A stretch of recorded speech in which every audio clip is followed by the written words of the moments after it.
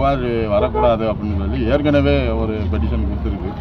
ரெண்டாவது இங்கே தொடர்ந்து பாறைகள் இருக்குது. பாறைகள் இருந்தாலும் கூட அது இந்த காக்கா, குருவி, மானுகள், மயில்கள் இதெல்லாம் சாப்பிடக்கூடிய ஜீவனங்கள் உயிர் வாழ்கிற இடங்கள் நிறையா இருக்குது. இதை ஓட்டக்கூடாது, இங்கே வைக்கக்கூடாதுன்னு சொல்லி பலமுறை மனு கொடுத்துருக்கேன் கலெக்டர் ஆஃபீஸில். இன்னும் நடவடிக்கை எடுக்கலை.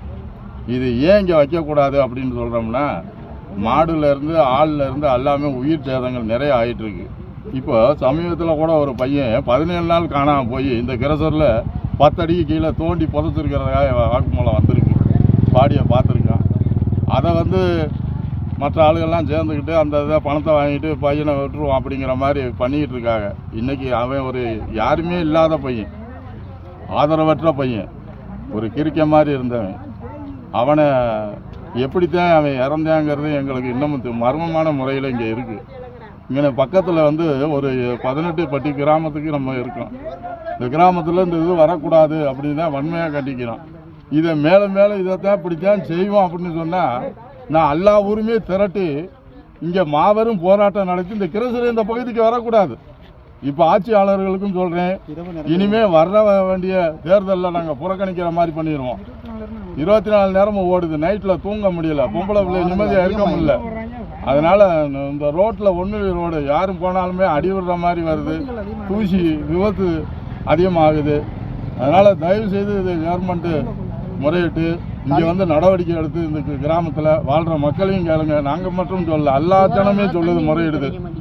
இதில் 2-3 பேர் அவங்களுக்கு சப்போர்ட்டாக பண்ணிக்கிட்டு இந்த கிராமத்தில் இருக்கவங்க இது பண்ணிக்கிட்டு இருக்காங்க. நான் இதை வன்மையாக கண்டிக்கிறேன். நான் வாழ்கிற ஊரில் ஒரு 2000 தலைக்கட்டு இருக்குது.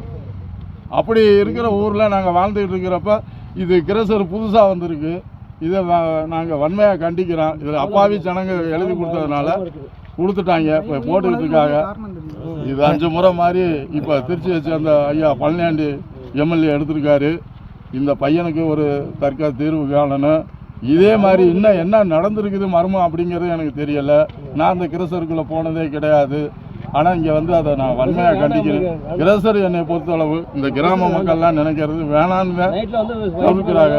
தயவு செய்து மீடியா இறந்த அந்த பையனோட பேர் என்னன்னா, அந்த பையனுடைய பேர் கருப்பையா. இறந்த பையன் பேர் கருப்பையா. கிரசரோட அம்மா இல்லை. அந்த கிரசரோட பேர் என்ன? கிரசர் சக்கரா புலிமெட்டல்ஸ். ஆமாம், இதை தயவு செய்து இது ஆட்சியாளர் கவனத்துக்கு கொண்டு போய் கிரசரை இழுத்து மூடணும். அப்படி கொடுக்கலன்னா இப்போ வர சட்டமன்ற தேர்தலில் இந்த புறக்கணிப்பு இந்த ஏரியாவில் நடந்தே தீரும். இது உறுதி. இது மாவட்ட ஆட்சியாளர் உடனடியாக நடவடிக்கை எடுக்கணும். அப்படி எடுக்கலன்னா போராட்டம் நடக்கும். இங்கே பஸ்ஸில் உட்கார சொல்லுவேன் ரோட்டில். உங்கள் பேர்? என் பேர் சீனிவாசன், பக்கத்து ஊர் சரளப்பட்டி. நானும் மாப்பிள்ளையும் 1 லக்கில் வேலை செய்கிறான். அந்த பையன் இறந்து போனோட தம்பி நானும் 1 லக்கில் வேலை செய்கிறோம். அவன் அந்த அண்ணன்ட்ட கேட்கும்போது என் தம்பியை காணாம மாப்பிள்ள 1 வாரமாக நான் தேடினே கிடைக்கல அப்படின்னு சொன்னேன். மாப்பிள்ளை கிரசருக்கு தான் சாப்பிட போகிறேன் வர்றேன், எப்படி மாப்பிள்ளை காணாமல் போவேன்? கிரசருக்காரங்க ஒன்று போச்சுட்டாங்களே என்னமோ தெரியல, நீ போய் நல்லா பாரு மாப்பிள்ள அப்படின்னு நான் சொன்னேன். அதுக்கு மாப்பிள்ளை நான் என்ன மாப்பிள்ளை பண்ணிட்டேன், நான் 1 வாரமாக கஞ்சி குடிக்கல, சாப்பிட மாப்பிள்ள, எனக்கு மனநிலை பாதிக்கப்படுற மாதிரி இருக்குது, என்னை டிஸ்டர்ப் பண்ணாதீங்க, களவை அழிட்டு வா அதை அழிட்டு வான்னு என்னை சொல்லாதீங்க அப்படின்னு சொல்லாதீங்க மாப்பிள்ள, நீங்கள் இங்கேயே இருக்கீங்க, நான் என்ன மாப்பிள்ள ஒன்று திரும்பவும் நான் ராவ போகிறேன் மாப்பிள்ள, நீ ஒரு வாட்டி வா மாப்பிள்ள, இந்த வாரம் வந்துட்டு பார்ப்போம் அப்படின்னு ஊருக்கு வந்துட்டான். வந்தோடனே பாடி இங்கே இருக்குது அப்படின்னு சொல்லிட்டாங்க. அதுக்கப்புறம் நாங்கள் என்ன சார் பண்ணுறது? எல்லாத்தையும் சொன்னால் எப்படி பாடி அங்கே போச்சுன்னா நாங்கள் போய் தூக்கி புதைச்ச மாதிரி நீங்கள் பேசுகிறீங்களா அப்படின்னு சொல்லி கேட்குறாங்க. இதுக்கு என்ன உரிமையோ எல்லாம் அந்த அதிகாரிகள், கலெக்டரு எல்லாமே தான் நீங்கள் முடிவு பண்ணணும். நான் ஒன்றும் பண்ண முடியாது.